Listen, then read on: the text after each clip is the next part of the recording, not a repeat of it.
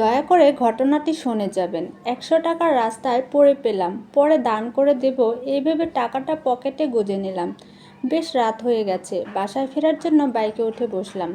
মোবাইলে একটা কল আসলো, ইমার্জেন্সি হতে পারে। চলন্ত বাইকেই ফোনটা পকেট থেকে বের করতে গিয়ে ১০০ টাকার নোটটা পড়ে গেল।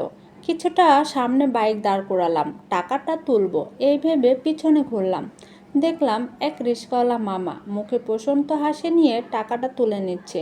অমায়িক সেই হাসি। সেই মুহূর্তেই তাকে একজন প্রশ্ন করলো, মামা কলা বাগানের দিক যাবা? রিকশাওয়ালা মামা উত্তর দিল, না মামা, আজকের রিজিক উঠে গেছে। সকালের এক ছেঁড়া ৪০ টাকা না দিয়েই চলে গিয়েছিল, আল্লাহ ফিরিয়ে দিয়েছে। কিছু বুঝতে পারলেন? এটা থেকে আমরা এই বুঝলাম, যা আপনার হারানোর তা হারাবেই, কিন্তু যা আপনি হারিয়েছেন তা ফিরবেই, অন্যরূপে, অন্যভাবে, বহুগুণে। আল্লাহর উপর ভরসা রাখুন। আল্লাহ যা করেন মঙ্গলের জন্য করেন, ভালোর জন্য করেন। আলহামদুলিল্লাহ।